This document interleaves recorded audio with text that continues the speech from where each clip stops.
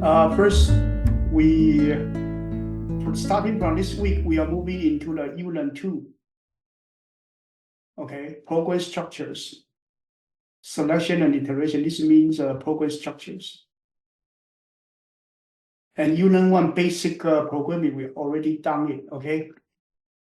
So basically, we have coding bed level 1.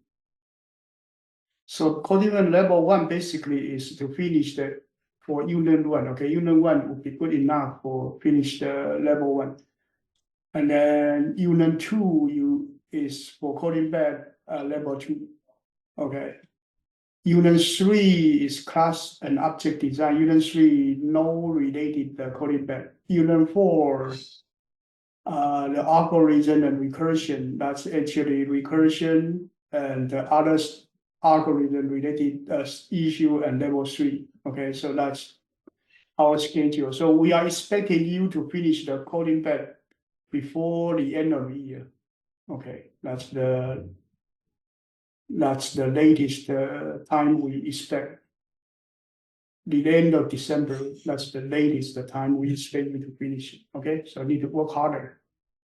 Making sure that you actually pick up a skill and actually can can apply the knowledge that you learned from class to the coding bed practice and your homework and project. Okay, and the project and homework are getting harder and harder every week. That's normal. Okay, that's normal. You need to, let me emphasize one more time. If you take a 3-unit course in college, that means usually every week you need to spend 12 hours a week on it. Okay, so this APCSA is just one semester in college. It's equivalent to Stanford CS 106A. Okay, it's equivalent to 106A. 106A probably easier than APCSA, a little bit easier. So if you search the Stanford course,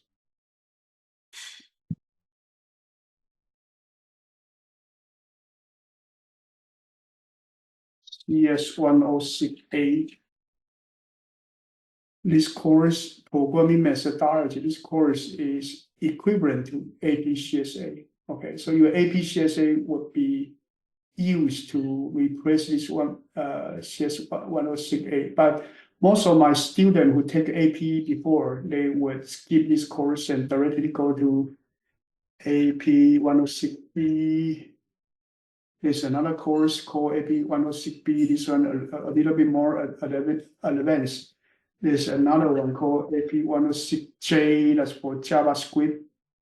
There's another one called AP 106P, AP that actually is for Python, I believe, maybe, I forget it, okay? There's another, yeah, it's Python. Okay, and there's another more advanced one called 106X, that's the C double plus. These are different programming courses in Stanford. So what I say, in high school, we want our student to be good at 4 different languages. In a way, we are preparing you for Stanford level 106A, B, J, P, S. Okay.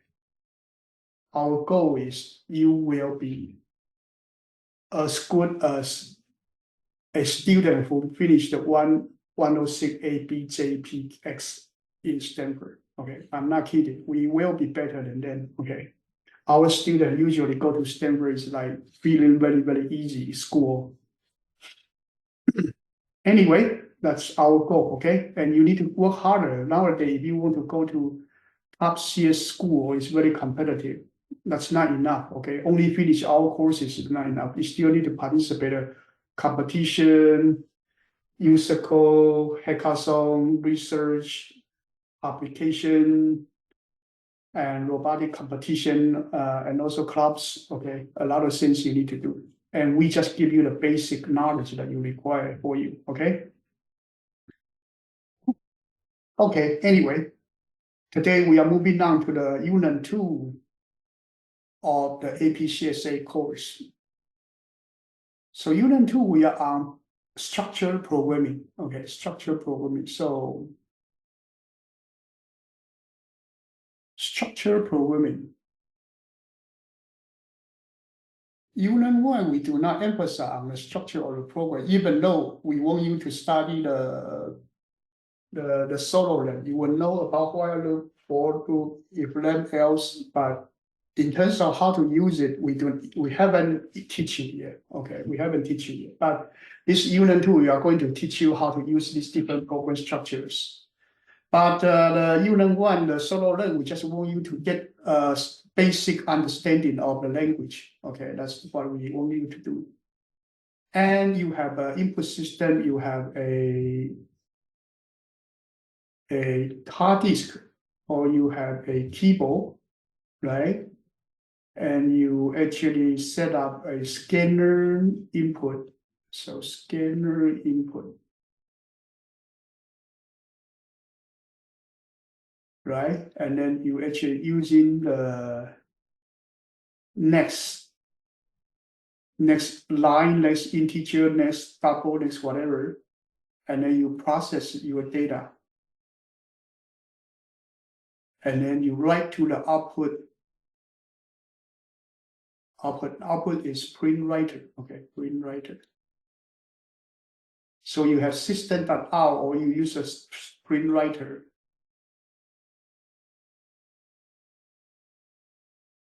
To output, and then you can output to your hard disk or your monitor. Okay.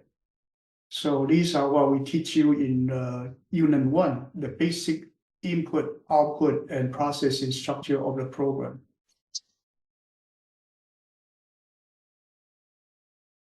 Okay, let me post this chart to the group. So later you can take your notes.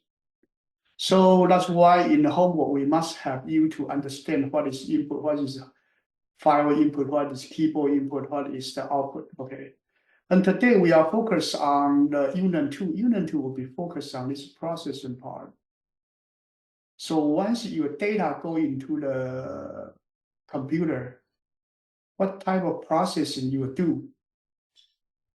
That's your program structure. That's your program structure. So program structure, basically, you have 3 different types. Number 1 is sequential. Sequential means step 1, followed by step 2, followed by step 3. This one we call it sequential. Okay, sequential. 1, 2, 3, 4, 5. You have just like recipe, you do step by step. Second one, you have decision, that's diamond bar. Okay, type, okay, A greater than 3.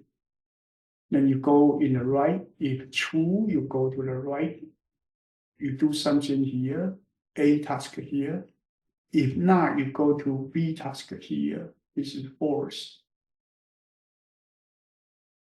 This we call it selection.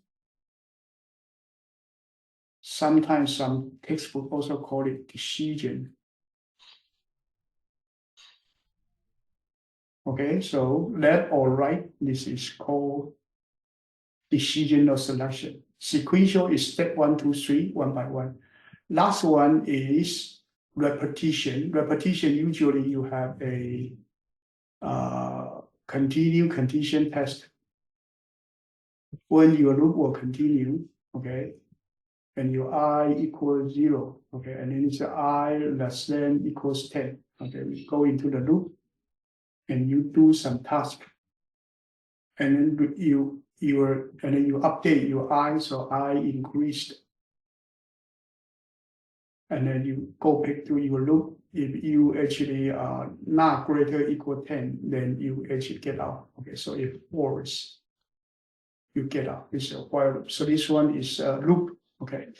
So these are the basic structures that we will talk about in Unit 2. The whole Unit 2 is dedicated to these different program structures. So you will learn how to do if then else, while loop, for loop, and also do while loop for each loop, that different kind of the loop. And APCSA will be harder than Python, okay? Will be harder than Python, right? Because there are more loop to talk about. Okay, these are three different structures. There's a number 4. There's another program structure that's called procedural. Procedural means that you go step 1, step 2, then you may call a function. Function, we have 2 bars on the side of a rectangle. And then this one will go to a subroutine. The subroutine continue to step 1, step 3, 2, step 3, and then finish the subroutine and then come back. Okay, this one we call it subroutine. Or a function, or sometimes we call it method, or sometimes we call it a procedure. Okay, subroutine, procedure, function, method usually means the same thing. Okay, and then this one is called procedure, or sometimes we call it main procedure, main function. Okay, and then you continue to different step after it. So this is another structure that is actually you come from the main function, go to subfunction, and then come back. Okay, so these are number 4 structure. So here we teach you the topic called structured programming. Okay, structured programming. Now, next one is programming paradigm.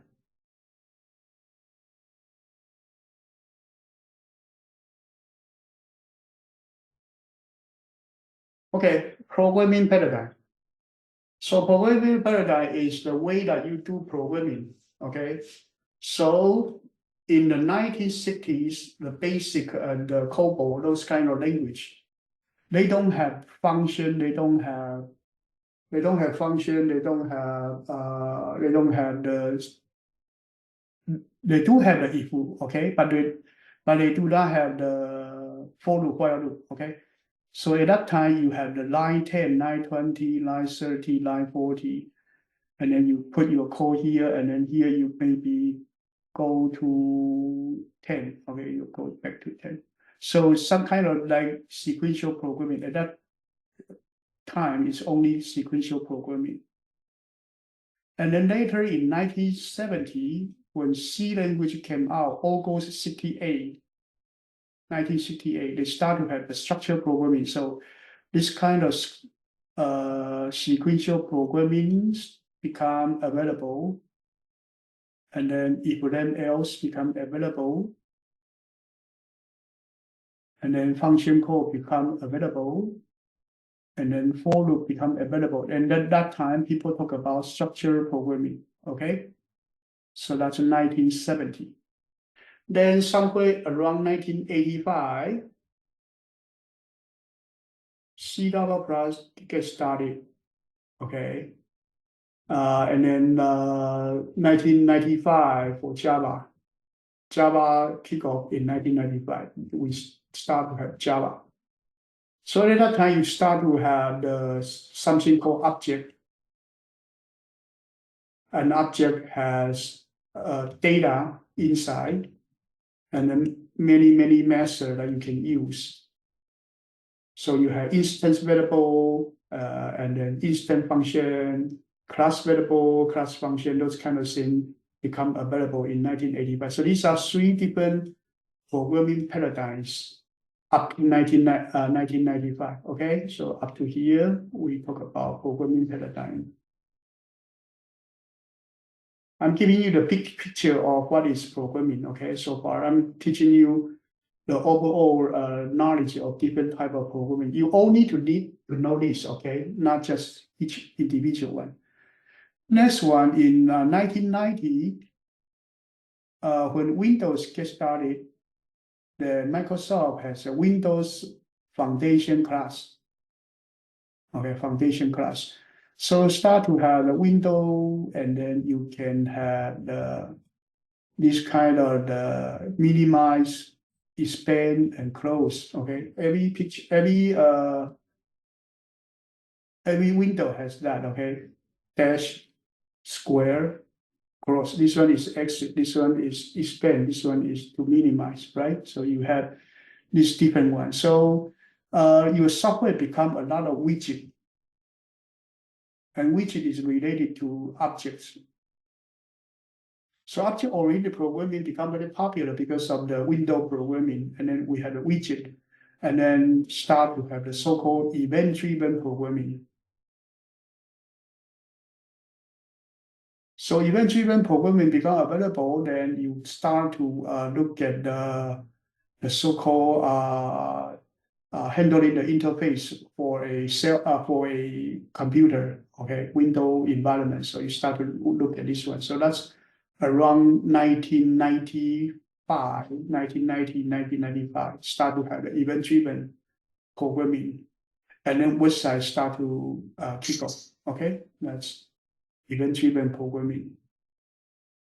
Next one, in 2003, we start to have the cell phone, right? So event-driven programming is kind of not going somewhere else. So now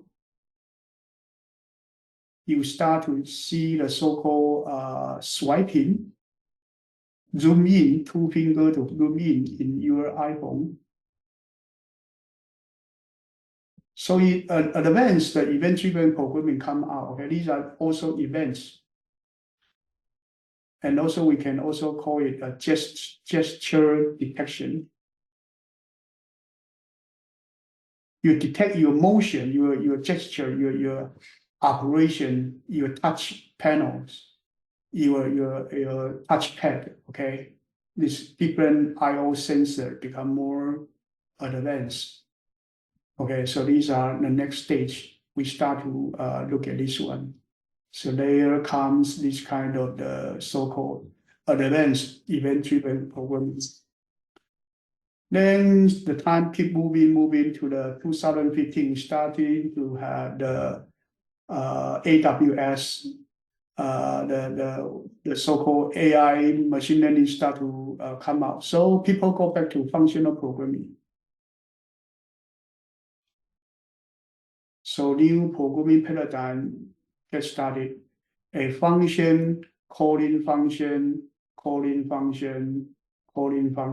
no loop, no more loop, just write function, calling function. The so-called functional programming become available. Okay, actually, this functional programming is an old idea, maybe invented 1965, but because of AI, only until 2015 to become more popular for the functional programming. Okay, this is functional programming. And then later, when we start to 2022, 23, we start to hear the word AI, deep learning coming out, AI programming coming out. So we start to talk about neural network. Okay. And we start to learn something called statistic reasoning.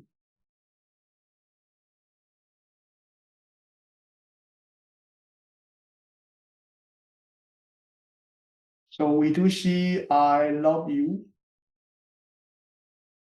and you match with grammar, whether it is subject, verb, object, or subject, object, verb. Subject, object, verb is Japanese, right? I talked about it before. So you will use a different grammar rule to see which pattern you see. Those kind of things called statistic reasoning. So a new programming pattern come out, okay? Okay, well, so what I want to say is this unit 2 is the core for the structured programming, also the core for the object-oriented programming, also core for the event-driven programming, also the core for the neural network programming, functional programming, everything actually starting from this chapter. Okay, so this chapter, how good you are, this whole unit 2, how good you are will determine what kind of programmer you can be. Okay, so this is very important, the most important part. So we take this part very seriously. try not to skip class and try not to skip the coding practice, okay? It's probably the most important 4 or 5 months of your lifetime. If you cannot get in, you probably is out, okay?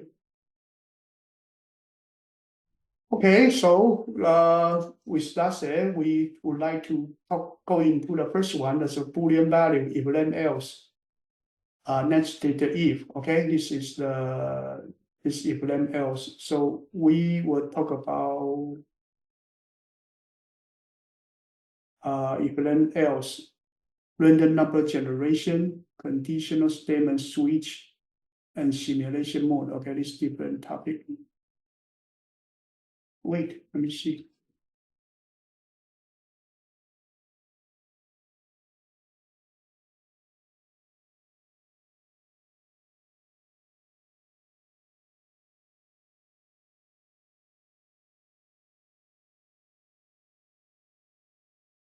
So last week we are on string, right? Last week we are actually on string. Okay, this week we are on string. So this week we are on if then else. Okay.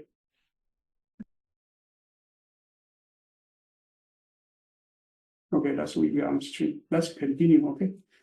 So now we go back to this one. We actually have the if then else. First, we have 3 different program structure. First one is if then else. So before we go into the if then else, we need to know about what is Boolean variable and Boolean condition. Okay.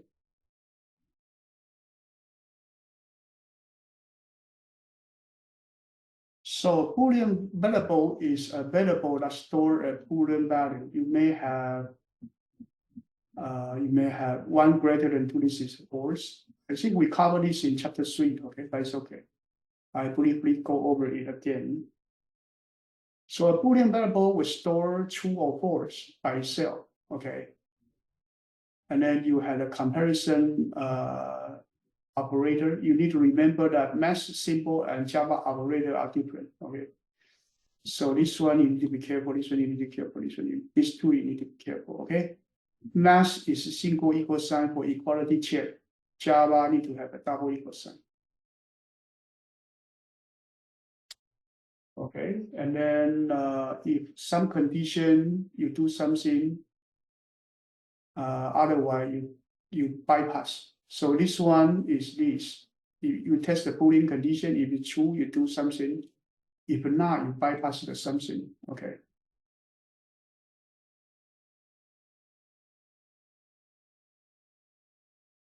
So if you write if I greater than 0 and then I plus plus, right here you only have one statement. There is no need to put the curly brace there. There's no need. But if you put it, it's still okay, but it's not necessary. Okay, not needed. These and these, okay, these and these are the same. Okay.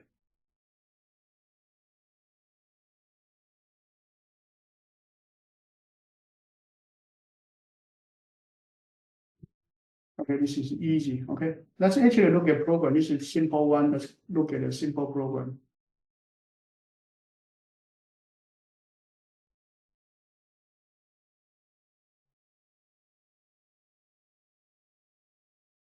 Okay, now we would like to look at something called circle.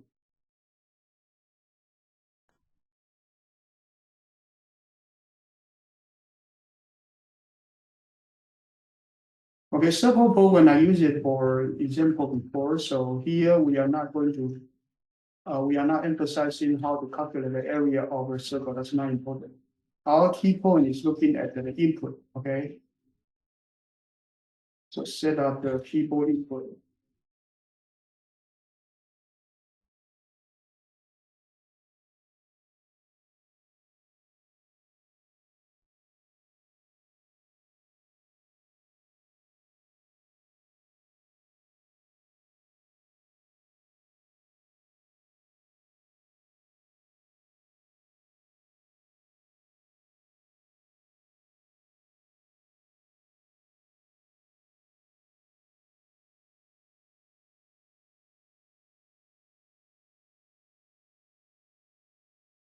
Okay.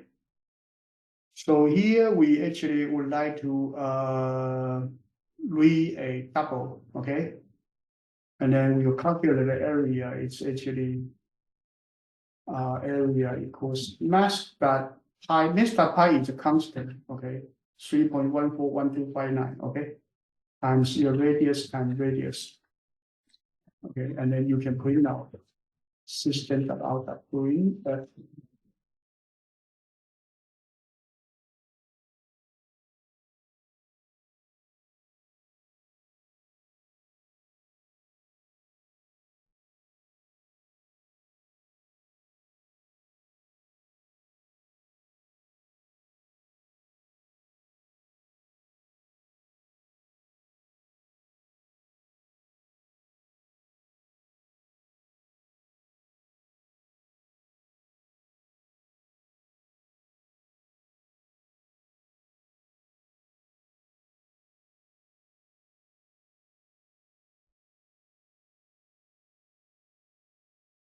Okay, we enter 3, right?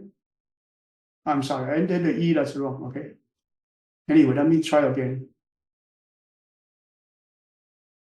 So I may enter 3, that's okay. But sometimes I may actually enter -3. And you still get area, that's wrong, okay, that's definitely wrong. So what we will do is actually, this one is wrong. So sometimes we would like to protect the operation. So we say if less than greater equals 0, then we do this. Okay.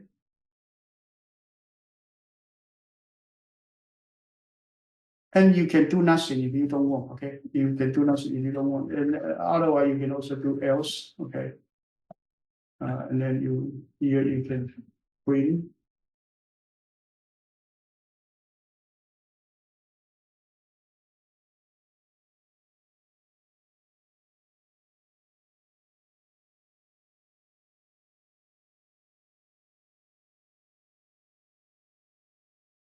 Okay.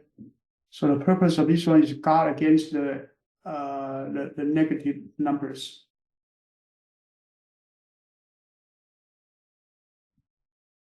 Okay. First purpose is you may have positive or negative one. You can actually guard against. Okay. So this one protect your numbers. Okay. Let's actually look at another one.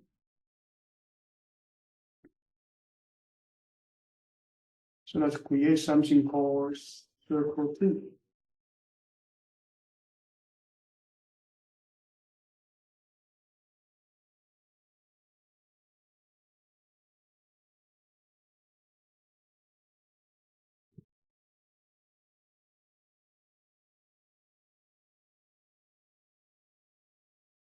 Okay, this one actually regularly you actually if greater than 0, then you are fine. If not, you actually have negative input. Okay, so now you can make adjustment. You actually can take out this different if. So I use a negative logic. So I say if r less than 0, I do something. Okay, so this is something will be. This is something will be you actually cut this portion. The system have negative output, and at the same time you do something. You do system dot exit 0. Now, 0 means error code 0. 0 means no error code. But the program will stop anyway. Okay, the program will stop anyway. The program will stop if you got the negative input. It will not continue to run the calculation of area. Less than 0, the program will stop and then go away. Right here, you go away. And then anything after this point, the R will be greater equal 0. we actually use this technique many times before in functional programming. Okay, so this one, okay, wrong.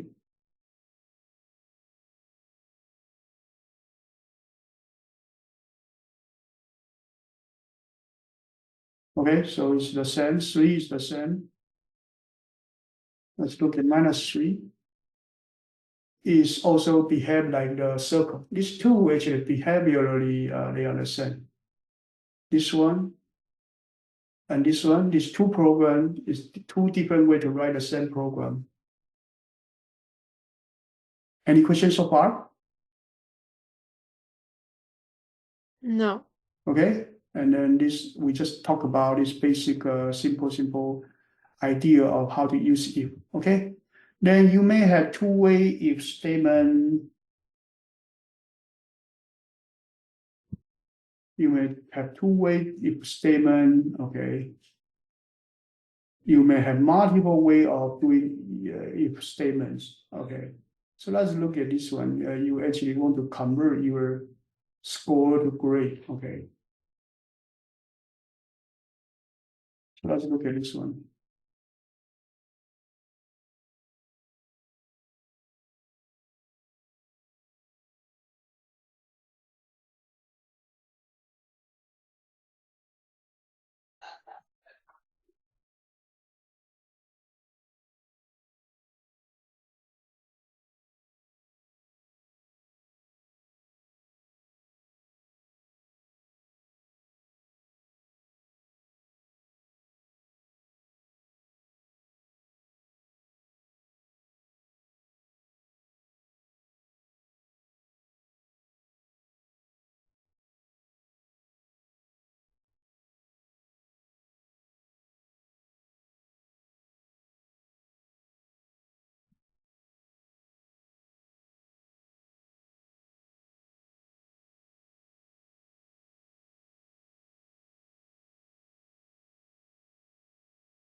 Okay, you will enter your score. So integer score will be equal to input the next integer. Okay, let's assume that you've got a score, and you would like to determine your grade. Okay, you would like to determine your grade, so you may do this if score greater equals 90. Okay, so your grade will be equals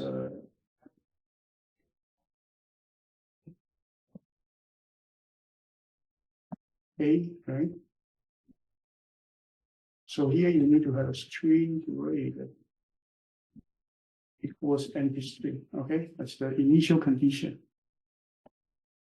Now, if not, okay, if not, you write else if score greater equals 80, grade equals V. Okay, right here, if you write score less than 90, and it is also okay, but this is not necessary. Okay, let's keep it there anyway.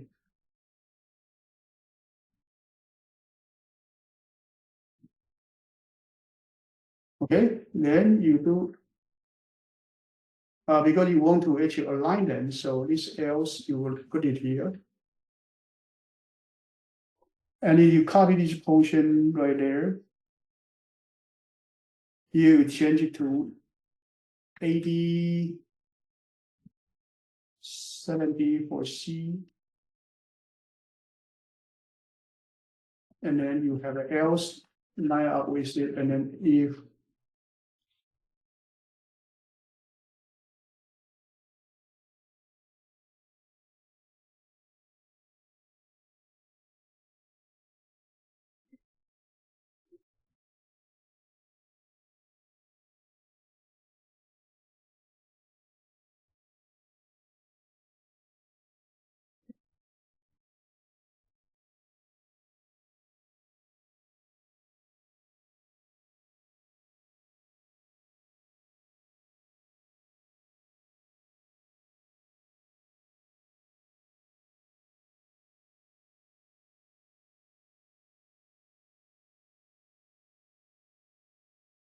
okay. So this one, you actually write a program with multiple level of the if and determine your grade.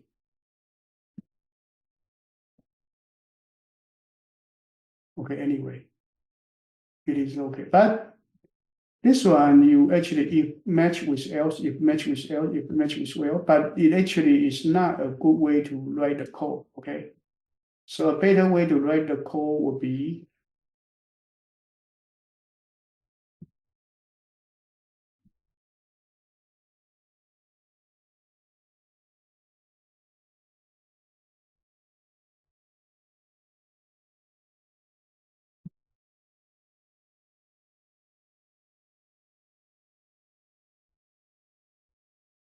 a better way to write the code is just you just put this like this. Alignment, okay, this is a better way to write your code. Sometimes because of the alignment, you may also want to align this portion up to here, up to you, okay, up to you. Or this up to you, okay? But usually I'll write in this way. But this one, because this is not necessary, so usually we will take this one out. And then your coding will be a little bit neat, okay? Okay, that actually is a better way to write a code. This is called multiple or nested if, okay? I think it's not too hard, so it's okay. Let's continue, okay? But be careful about what we say. Your alignment is very important, but remember that the else is related to the closer if, okay? For whichever if closer to it is related to it. So here sometimes you have if I greater than j, if I greater than k, this if and this else are a pair. Okay, so don't pair this else with the if of this one. Okay, this actually is like this. Should be written in this way. That would be a better way to align it. Okay. Any questions so far? No. And that actually equivalent to if you want to have the else belong to this if, you have to add extra curly brace. Okay. Otherwise, it won't happen. And sometimes you write if even number divided by 2 equals 0. Okay. Equal true, and then you assign even equal true. Okay, this is equivalent to you just write this. You don't need to use the if. That's actually wasting your time. Okay. And don't write this. Also, don't write even if even equal true. This is also equivalent to if even only. Even by itself is a Boolean value. To give you the value. Okay, so in the coding practice, I always tell you, okay, don't write this. Okay. Okay, and this is if A return true, else return false. So you just return A, that would be good enough. It's something like this. Okay. And be careful that sometimes you may make a mistake, like you have A plus plus, B plus plus, C plus plus you want to do, but you forget to put a curly brace. Then B plus plus and C plus plus does not belong to the if because you do not. This one is equivalent to this. The B plus plus and C plus plus is not related to the if. So be careful. And sometimes you have extra semicolon there. And this one, you actually, if you don't have both of these, you are actually want to have this code block associated with the if statement, okay? But sometimes some people actually put the semicolon in between, then it would just function like you have the if statement and do nothing. And this code block is not related to the if. So be careful, don't add an extra semicolon there. That actually is something wrong, okay? Okay, and if even equal true, this is extra, okay, you don't need that, okay? And if A, if B, this sometimes you can combine A and the B, that sometimes you can combine, okay, but you have to look at the condition, okay, sometimes.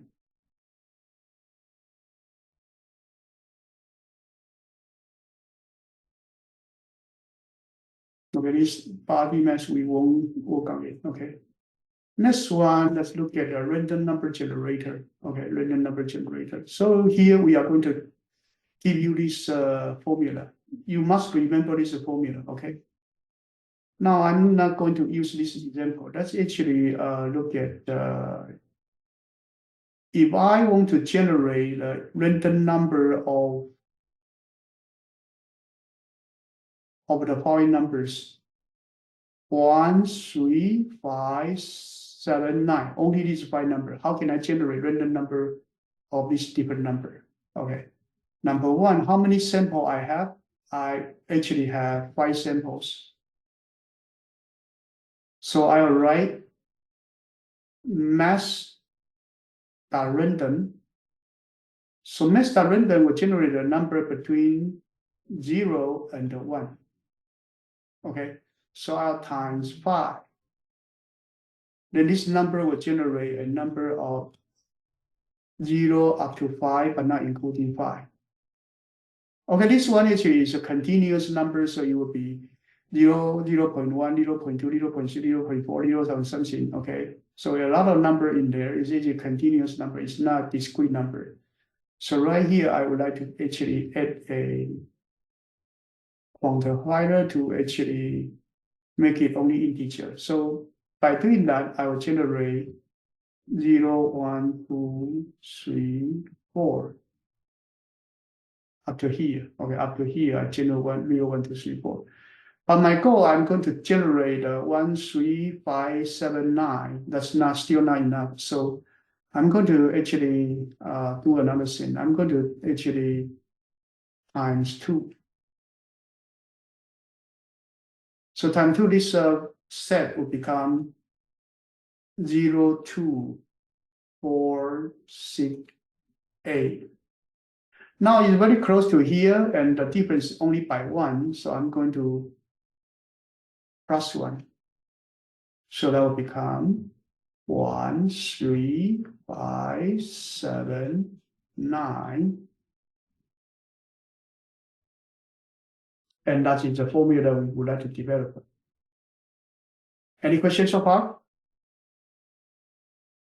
No. This is our formula, but how to remember it? Okay, let's actually look at it, how to remember it.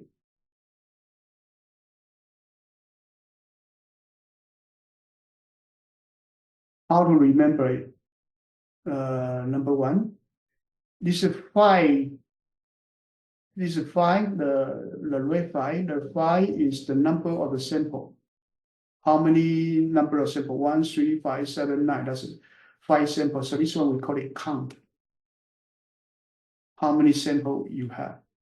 This 2 is the difference between the number step size. So this is step size. The last number, the 1 is the smallest of the number. So we call it baseline.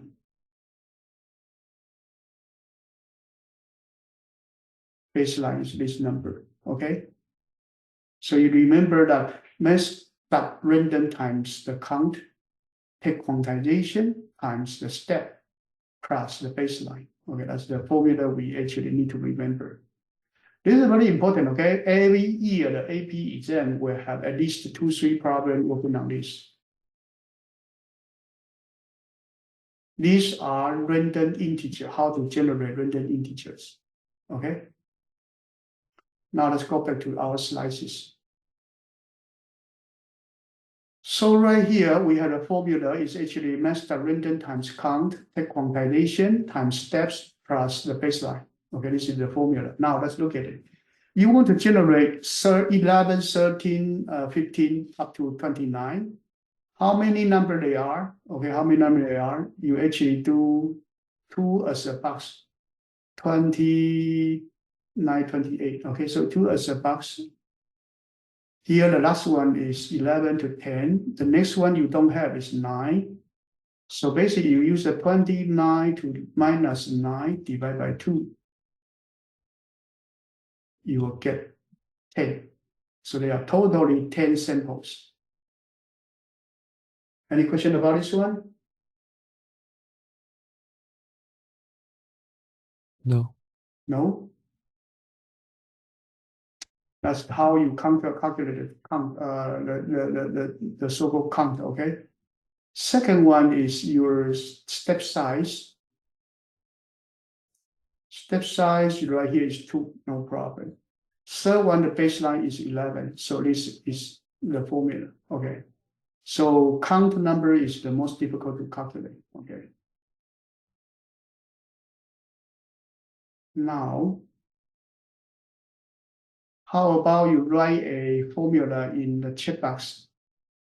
I'll give you a problem. You actually write a random number generator to generate -6, -3, 0, 3, and 6.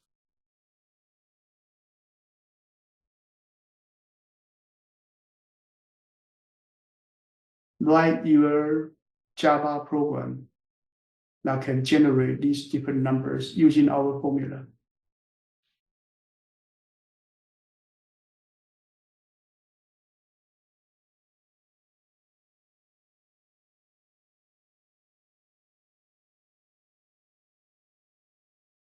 Right into the checkbox, okay?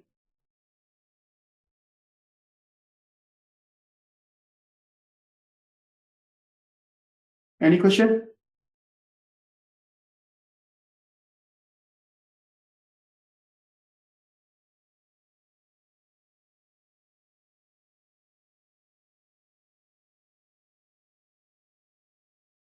Right to the checkbox, okay?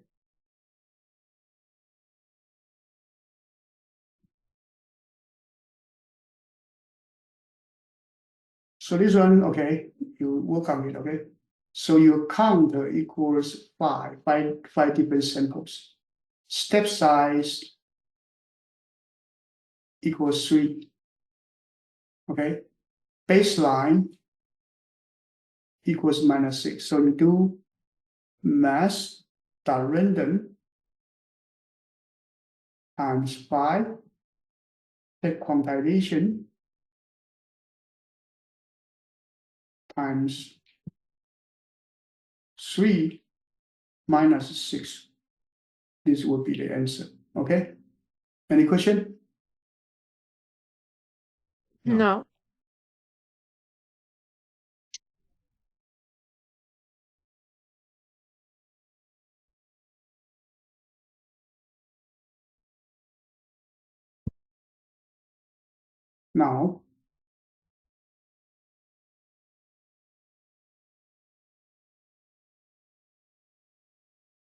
Now, let's write a program.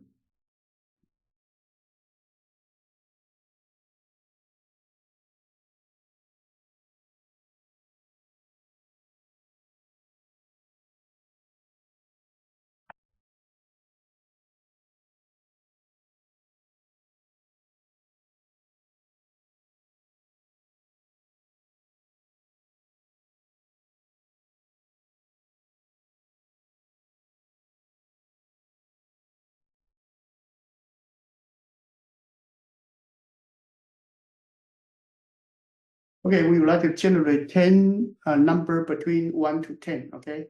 I'm sorry, 1, 3, 7, 5, 7, 10, 9, okay? So this one, your number x will be equal to mass.random times 5 samples. Then you take quantization, just make it as integer. And then the step size 2 plus the baseline 1. Okay, and then you bring these will be 10 different numbers of 1, 3, 5, 7, 9. Okay, the one that we talk about.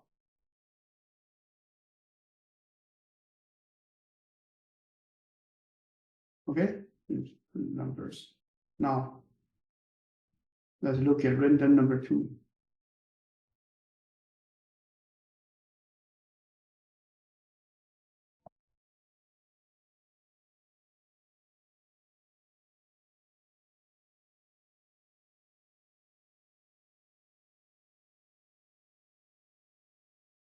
So how about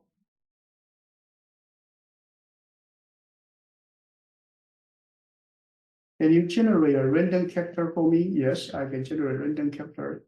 So I would have a starting symbol and then the ending symbol. Okay.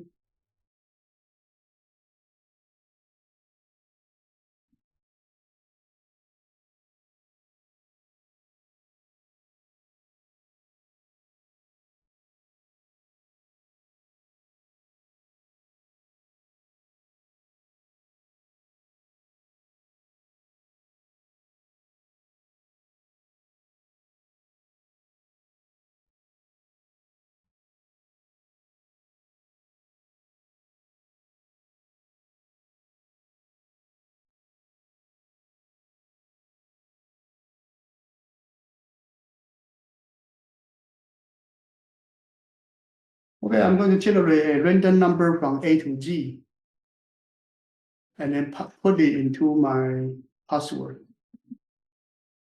So far, okay? Yeah. I'm going to generate 3 random characters, and each character is from A to G. But the random character, I haven't write it yet. And then I'm going to add that character to my password. Okay, and then at the end, I'm going to write system w line printf my password is percentage as message.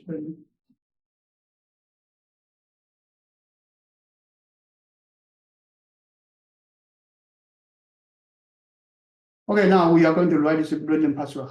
Number one, how many characters they are? The integer of the span number of the character would be the ending one minus the starting one plus 1.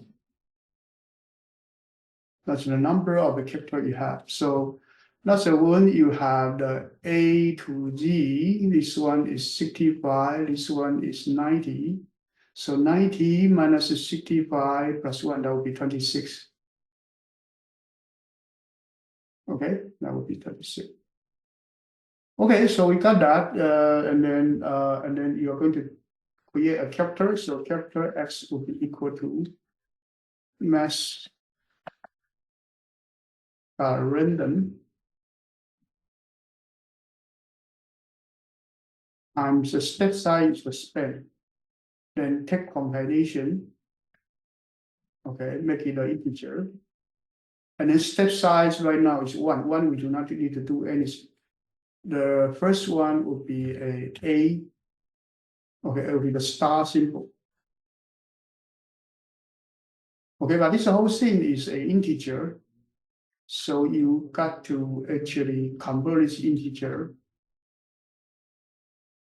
back to a character again. Is that okay? This whole thing in the parentheses is an integer, it's a number. Yeah, it's a number you can use a character to calculate, but at the end it will be an integer. So at the end we return the x. Any question? No.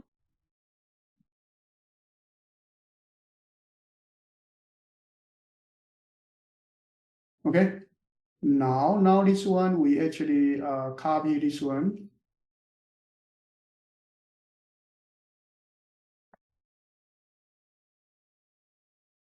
And then we actually put in lowercase a to g. We copy this one.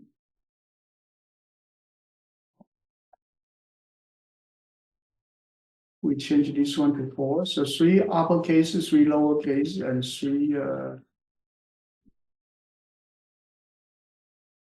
and 3 whatever, and 3 4 integer. So this one from 0 to 9.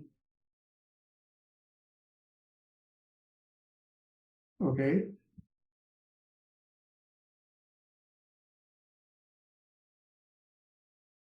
Okay, then you may need a special character. So let's copy this one.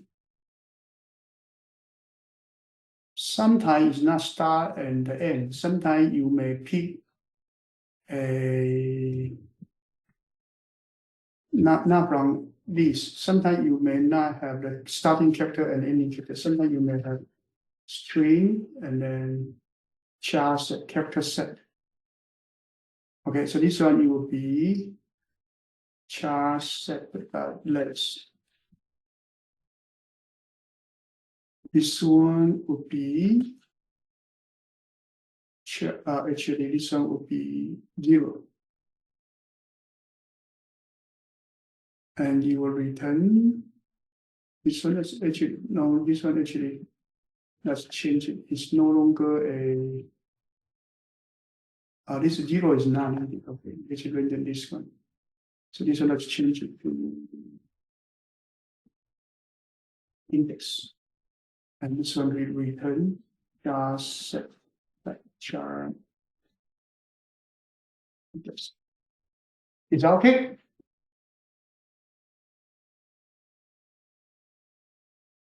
Yeah. And then you may have a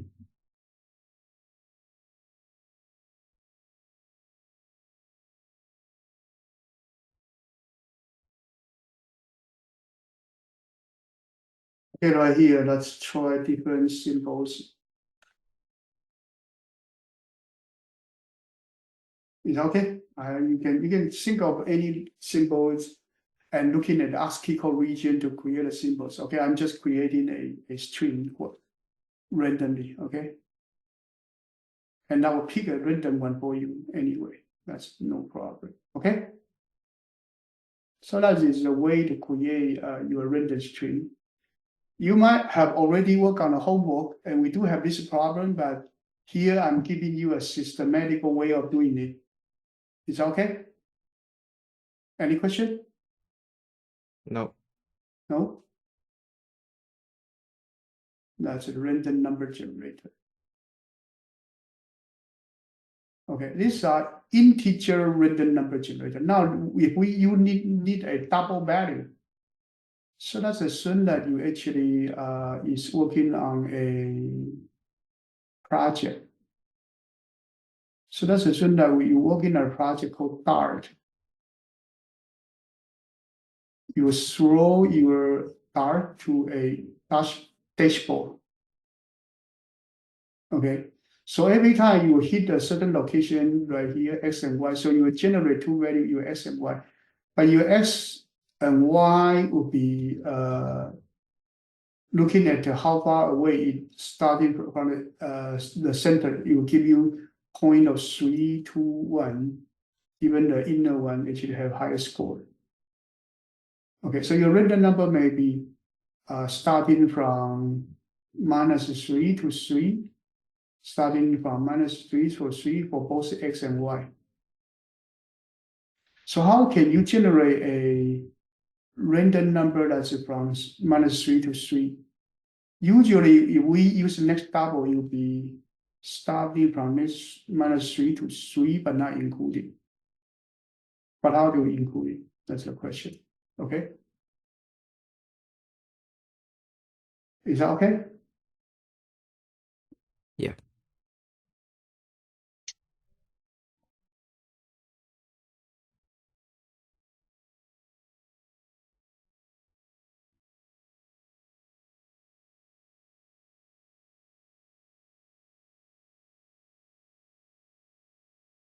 Okay, let's go back. Okay, so this one we have a random 2. Let's look at random 3.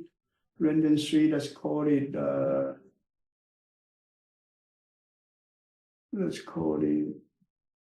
random double. Okay. If you need some random double value, okay. So let's write a random double value. So let's do steady. Okay, you will return a double value. It's one called random double. Okay, you actually have a range of a double value start and double value end. Okay, so you actually have a double value of the span. The span is n minus star. There's no problem. So you get mass star random times span. This one will give you a value of 0 to span, but not including span. Okay. And what we need to have is you need to plus star. So this one you would like to plus star. So after you plus star, you'll be 0 up to span plus a star. So you will be in the range of star to the end, but not including end. We need to include it, but it's not including end. So that's actually up to here so far. Okay. So this number will be your x. X is a number between star and n, but not including n. But our purpose is that you need to start and including n. You need to have the star, but also including n. How to work out this problem? Okay, how can we solve this problem? So that's actually right here. That's actually right here. That's plus. So this 1e finite minus 9 is actually 1e minus 9 is actually 1 times 10 to the power minus 9. It's a very tiny number. So this one would be from star to the end plus e, but not including end plus e. So it's, if you have the end, right here, you will be tiny e above it. So you're a little bit over. A little over, of course, some number you cannot take, right? That's no problem. There's some number you cannot take, that's no problem. So how can we get rid of those number you don't want to have? So while if the x greater than the end, means you are more than end, and then you are within the tiny x end plus e range. If you are in that range, you actually recalculate the x again, get the new x again. So when you finish this while loop, the while loop exit condition will be x less than equals end. That means x will be in the range of star and end. And that's what we want. So you will return x.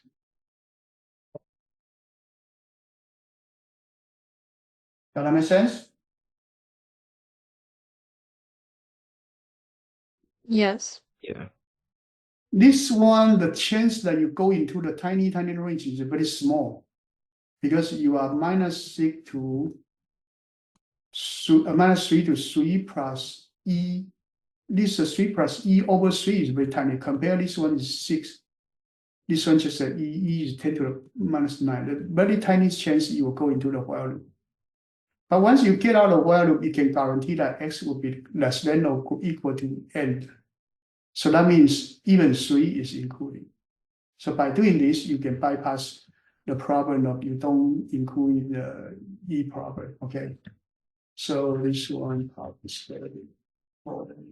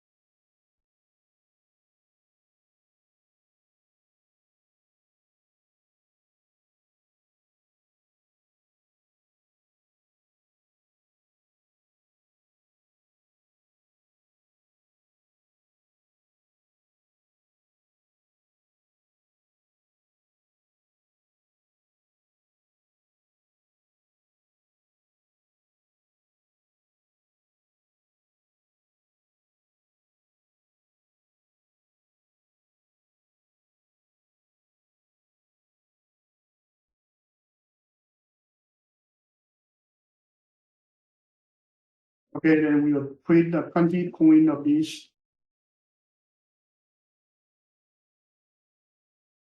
20 point of such x and y value between -3 and 3. Okay.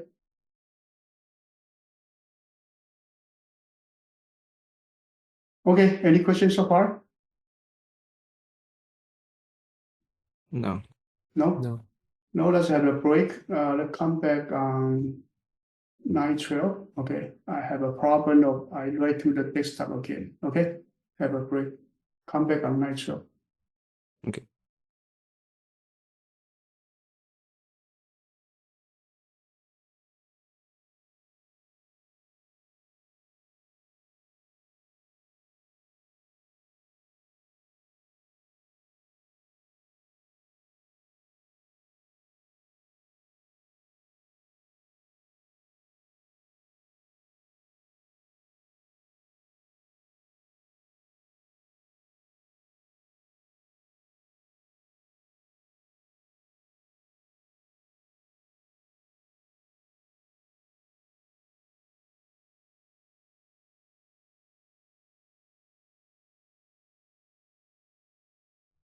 Any questions so far? No. Linda, are you okay? Yeah. This part a little bit more difficult. Okay, I changed my mind. I may not clean up my hard disk. I will do it after class. Okay, right now probably no need to clean up my disk. After class, I'll clean it up. Okay, and then put it into a directory. I'm sorry. Me actually.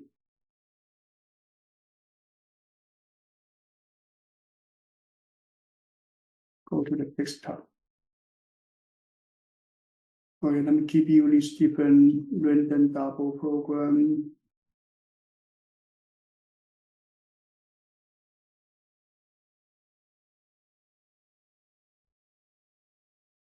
Random 2. And then random 1. Okay. These are more difficult one. The easier one after class I'll give you. Okay. Okay, let's continue. And then 1, then 2, then double. Next one, what we look at is the biased random. Okay, biased random. So biased random happens when you have the head and tail. You would like to have 20% head, 80% tail. How can you do it? Okay, how can you do it? To create 20%.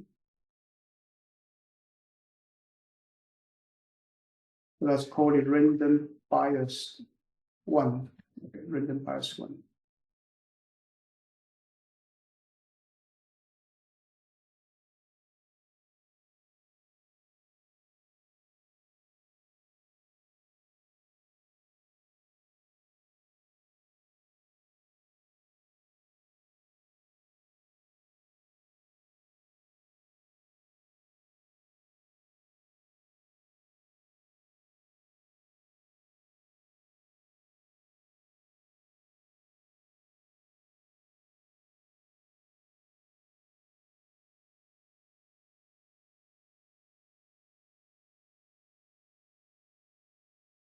Okay, you only have 2 numbers, so let's do this. Let's do E mass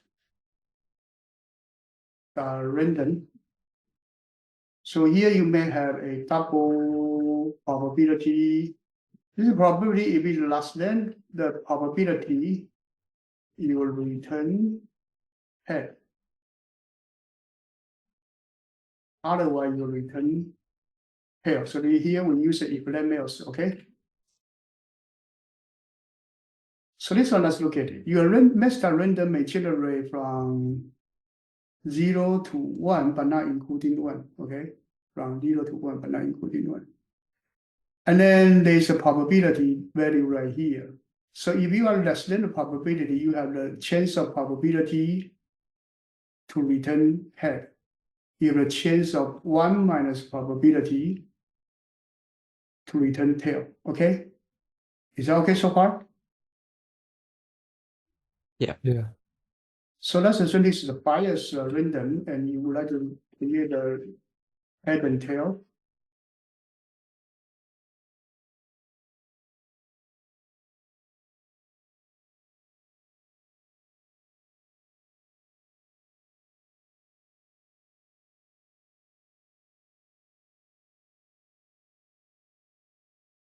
So create a head and tail for 10 times, and the probability is the 20% head, and then 80% tail.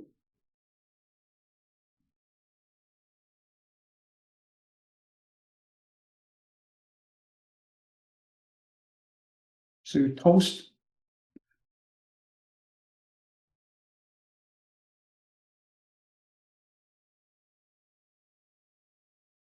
20%, okay, 0.2.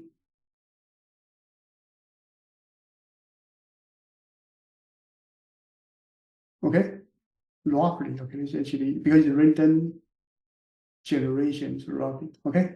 So now if you want to have more head, then you say 80% of the head.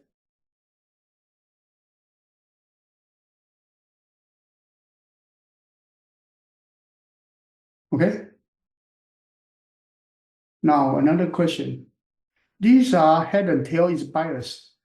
But if I want to generate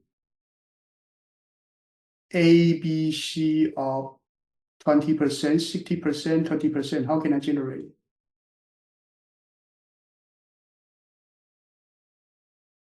Anybody know?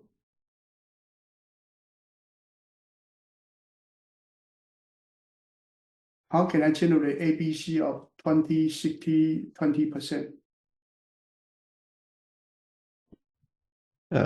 You can generate a random number between 0 and 1 with math.random, and then Mhm. if it's less than 20, it's A. If it's greater than or equal to 20 but less than 60, then it's B. Otherwise, it's C. Then how, if I have a 100 number, what happen? What do you mean? If I have A to G, that would be very long, right? Yeah. So how to implement it to be more efficient? Oh, Your way would be have the if, okay, in the 20% you do this, and then else if in the 60% you do this, and then else if another 20% you do this, right? Yeah. Okay, the answer is you use array, okay?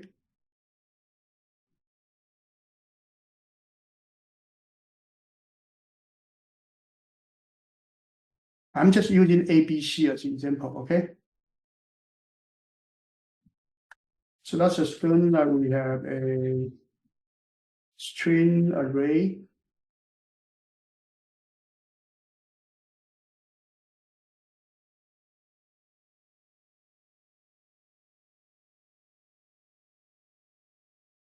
These string array are A, B, C. Okay, I changed my mind. Let's use alpha, beta, and gamma. Okay, because it's longer. And then you need to have a static, okay, probability array. This one should be, I'm sorry, this one should be a double array.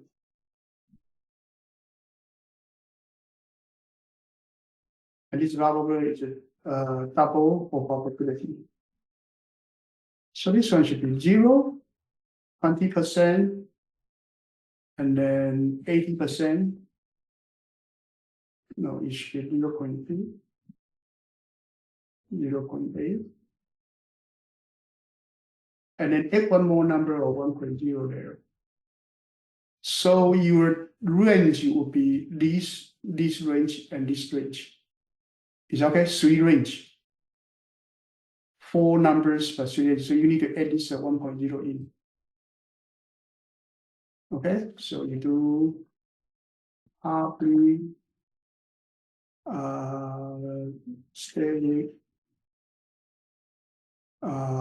string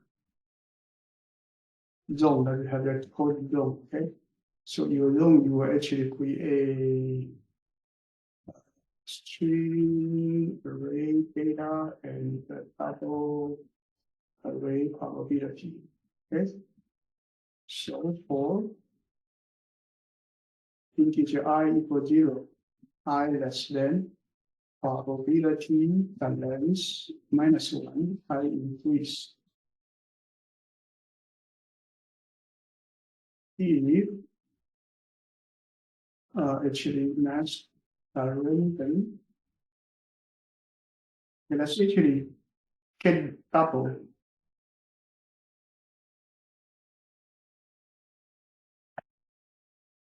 P equals match random, that's a probability, okay? So if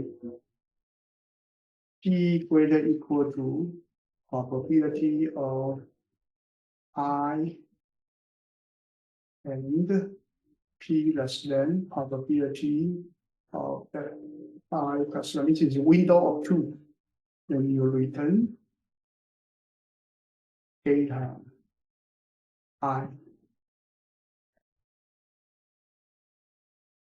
Okay, and if you don't have data, return null. That's doesn't matter, okay, because you all already cover everything.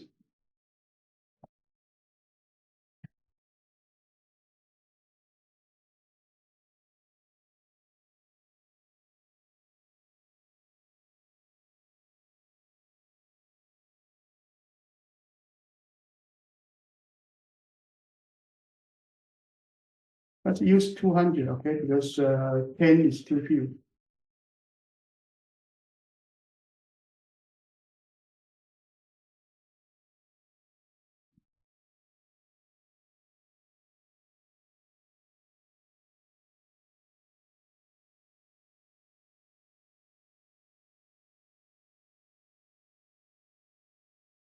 Okay, so this one you according to the probability of that probability array, but it will actually create a bias alpha, beta, gamma. So given beta is more because we do have a null. What happened?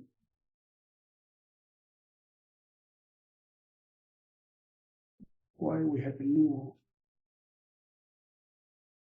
P greater or equal to I and P less than equals I plus 1.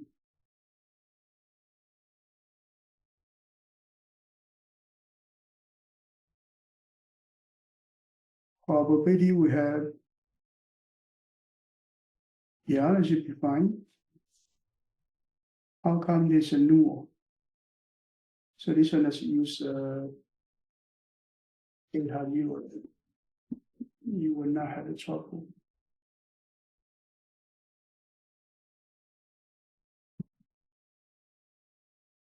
Oh, there is no gamma. Oh, there is gamma. Okay, alpha, beta, beta, alpha, beta.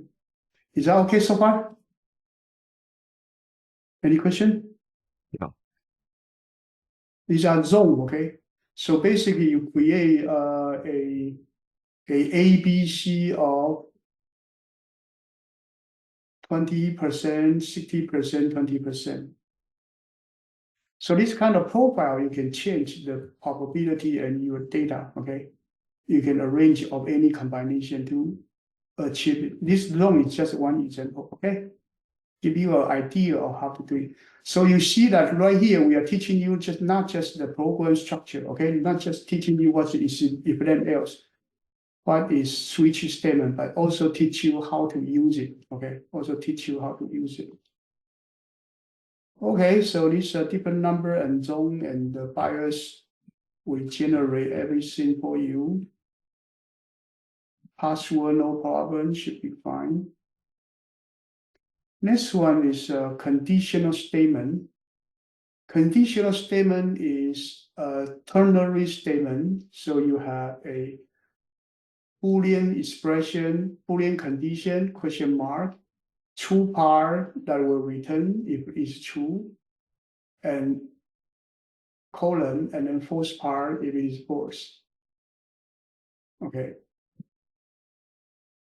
So right here, if x greater than 0, y equals 1, else y equals minus 1, you can write it in this way.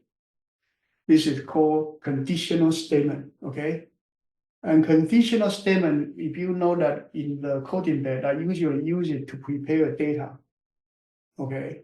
like minimum, maximum, or sometimes shorter string, longer string, string length, those kind of things. Okay, our first character, first conditional first character, first conditional first three characters. Usually I use conditional statement. Okay. So this one also very important. AP exam doesn't cover it. Okay, AP exam doesn't test you conditional statement, but conditional statement is very important because in C++ you also have a conditional statement. Okay. So right here, if number divided by 2 equals 0, this one is multiple of 2. You say it's even or you say it's odd. You can write it in this way. Okay. If this one is a list, you will say num plus even will be printed. Or num plus is odd will be printed. Okay. Any question? No. This is conditional statement, so we do not actually spend extra time. Next one is switch statement. Switch statement, AP also not covered. Okay, also not covered.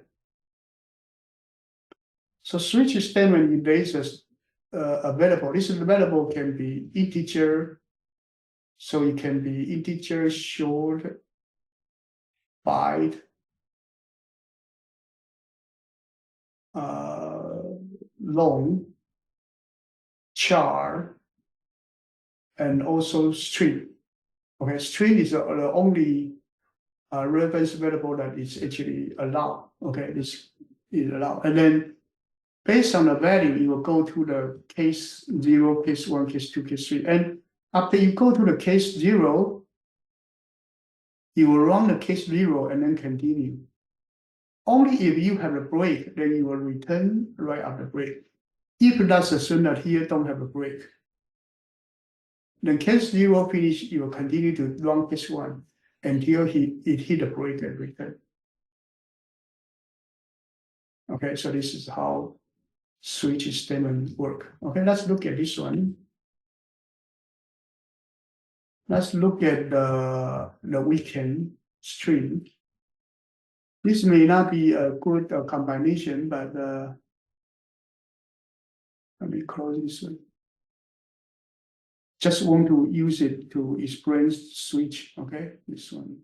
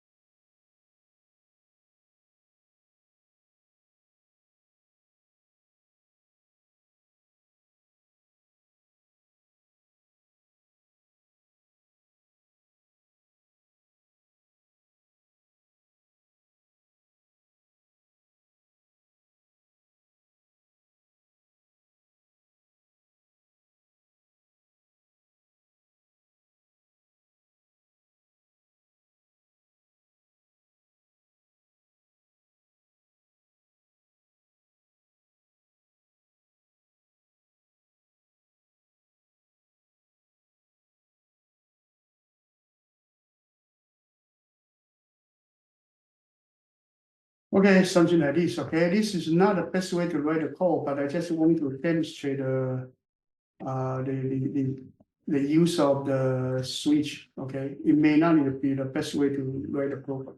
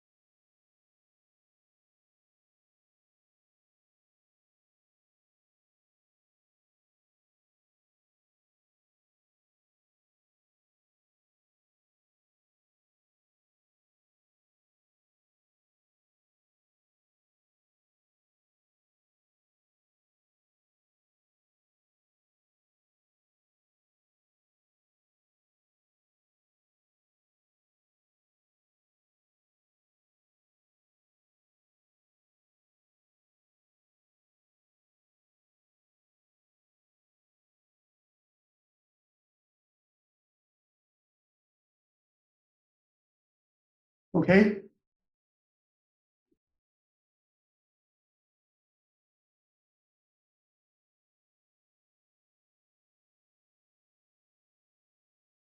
Okay, so what happened is like,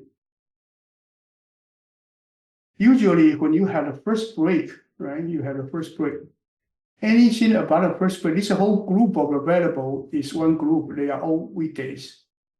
Second break, this is the second group of the variable, they are second group. And default is when you are not in any one of these. Is okay? Yeah. So it's not difficult, you should use it, okay? There's also a switch statement that can assign a value to switch. In Solidland we cover it, okay, but we don't cover it here, okay? It's seldom used. Okay, that's a switch statement.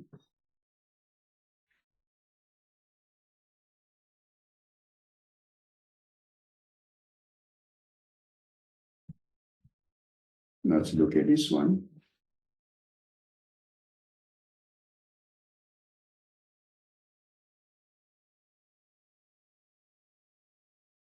Okay, Chinese zodiac.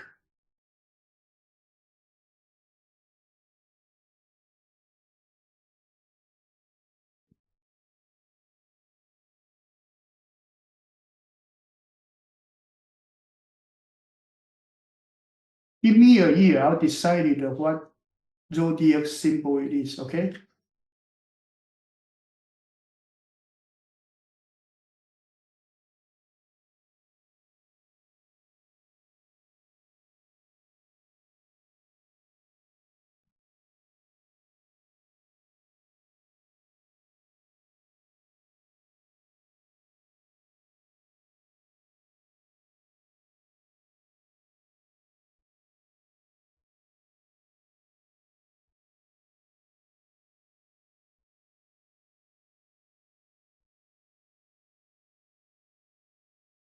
Okay, so I got a year, and here we use a zodiac year. Let's look at it. We know the year 2000 is dragon, right? And 2000 year is dragon, and 2000 divided by 12, 112, 80, 6, 72, 80, 6, 12. I'm sorry, actually 72, remainder 8. So dragon year remainder 8. And then dragon year, it should be zodiac year should be 4.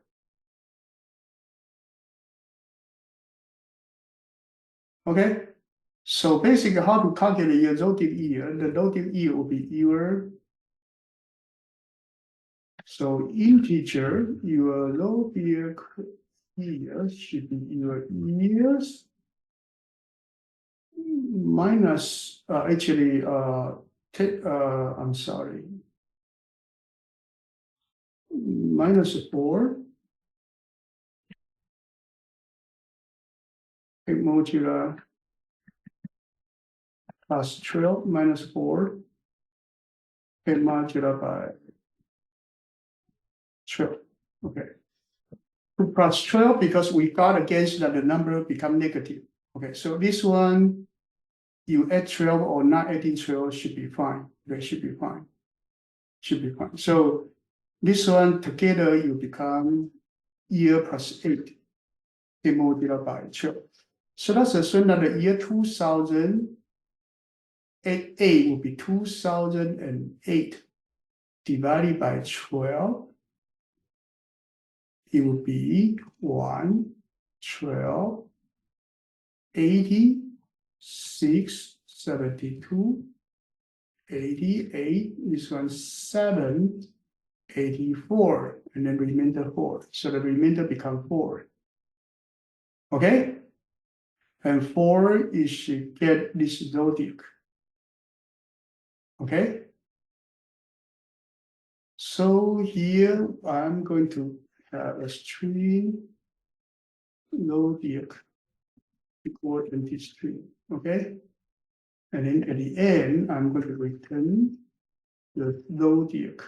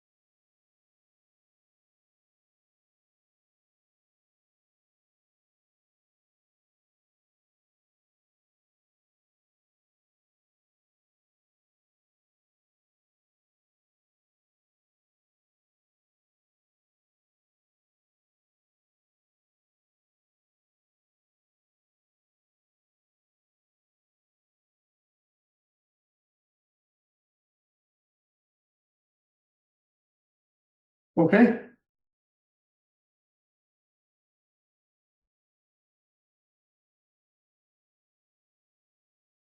So this one calculate from 1900 down to this year's every year like 2000, 2000, 2000 is dragon year. Okay? This year is snake year. Okay? Any question? Using the modulus, adjustment of the modulus and the switch statement to get the right zodiac.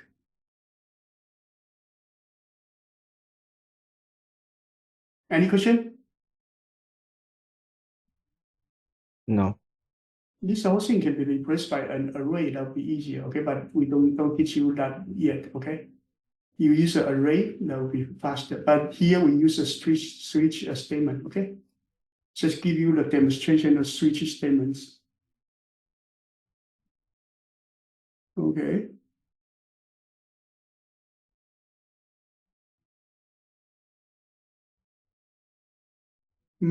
Here you go to the random class again. I don't know. I may not like this. So the random class, I don't repeat again. Okay, we teach you the random class already. The simulation mode should be fine. You actually sometimes you run the simulation mode. Okay, we teach you how to input the file, and the dark game is a project. You should work on it. Okay, work on this dark game to generate S and Y value. We covered it already today. Okay, now we are 9:40. The remaining time, I'm going to cover the homework review. Okay, I promise with some student, I'm going to cover the homework review. Some of you haven't worked on the homework yet. Okay, that's not good.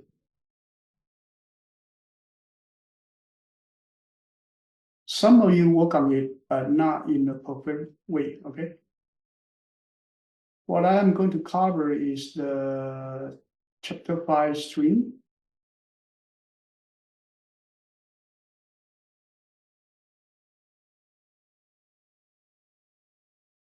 I'm going to cover this Boolean and this alphabetic Alphabetian is easier, okay, because A, B, C, D order, everyone can do it right. Just use the I and I plus 1 should be able to solve it. That's not a problem. Okay, less than that or greater than that, we can declare that. That's not a problem. This A Boolean and this can spell is more problem. Okay, now let's look at this Boolean. Boolean problem saying that is checking if you have A, B, A, C, B, C. This one is a Boolean because you have 2A, 2B, 2C. Right? So some of you do this. Some of you say, if I see an A, I'll delete another A. If I see a B, I delete another B. If I see a C and I delete another C, until if I see some variable and can I delete another, then that one is wrong. Yeah, that's one way you can solve it, but not an efficient way. And usually you end up to have a order of n squared algorithm.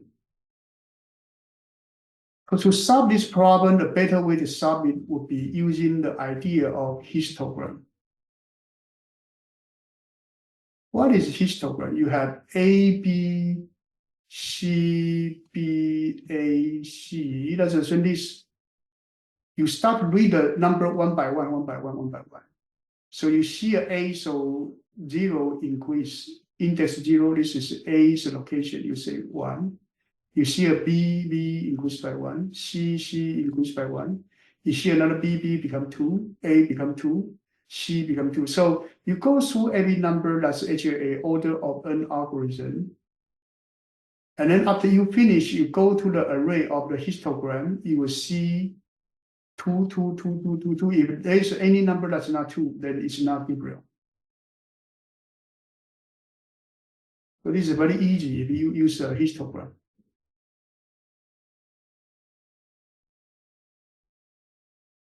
Is that okay?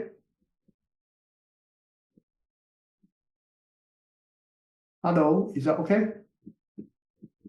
Yeah. Yeah. So let's actually look at this one. Let's actually look at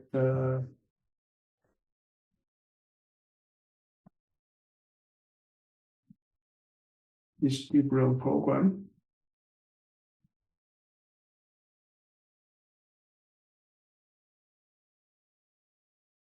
One of you used the idea of histogram. Yes, one of you actually did it correctly. So probably what you will return would be an integer array. Okay. This one, let's call it histogram.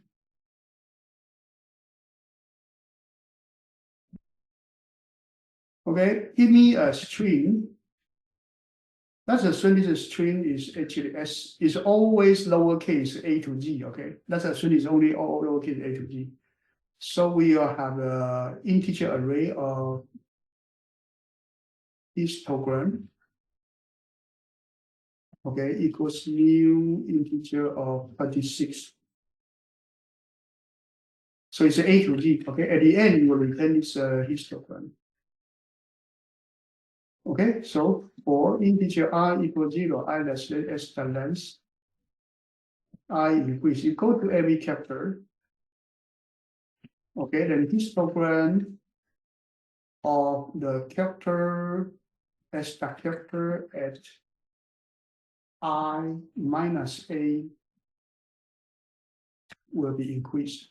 That's it. Now we'll calculate the histogram. So you have A, B, C, B, A, C. When your A comes, A minus A will be 0. So histogram 0 will be increased.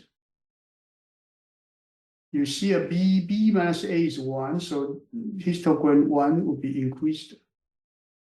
You see a C, actually histogram of 2 will be increased. You see another B, histogram of 1 will be increased.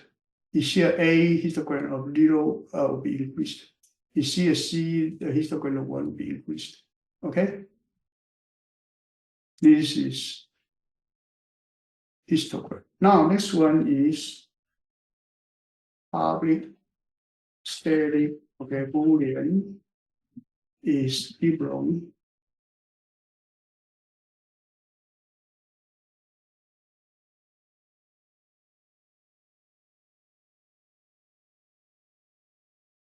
So you create a histogram, H equals histogram based on the S. Okay, so you got a histogram and then you do from integer I equals 0, I less than H balance, I increase, okay? If histograms I not equals 2, return false.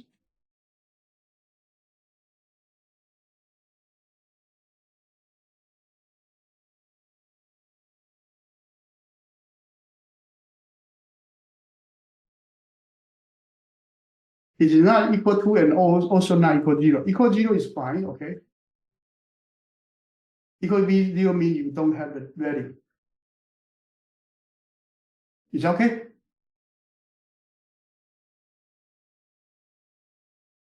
Then you Yeah. can check if the string is still real or not. Then you need to write a program to test it.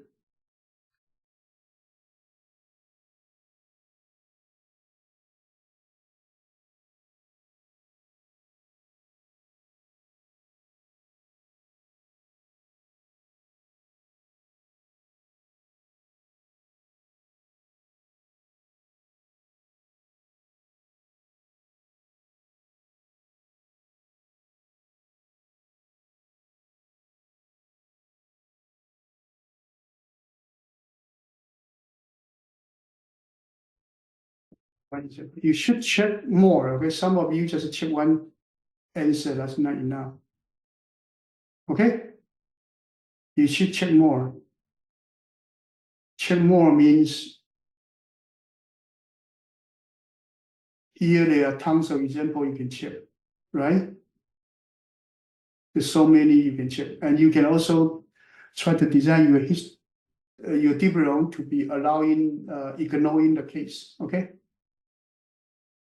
So that's the problem 2. The problem 3 is can spell. Can spell is similar to the Dubron. You have, let's assume you have A, B, C, D, E, F. You see if you can spell A, C, F, A, D, F. So this one create a histogram number 1. You have 0, 1, 2, 3, 5 to 26 or 25, okay? And then you have 1, 1, 1, 1, 1, okay? And then your this histogram number 2. C you have 1, D you have 1, F you have 1.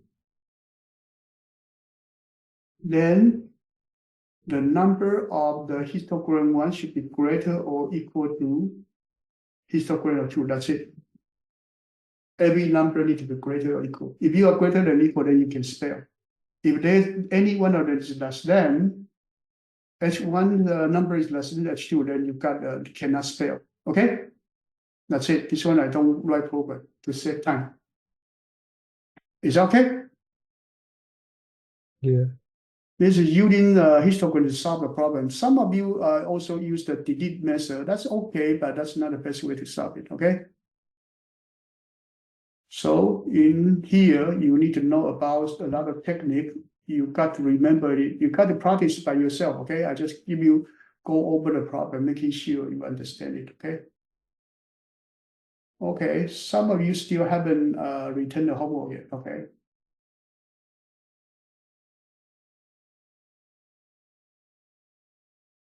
Some of you still haven't returned the homework. This is due this week, okay? Some of you still haven't returned it yet. I'll grade it, okay, later.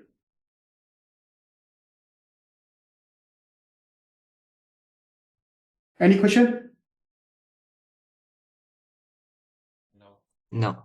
Okay, No No. question, work harder, okay? See you next time, okay? I will actually fix my hard disk because I spread out this different file in here. I'm going to put it in one directory and send it to you, okay? And I'll Okay. process the video. Good night, bye-bye. Okay, Bye. thank you. Bye.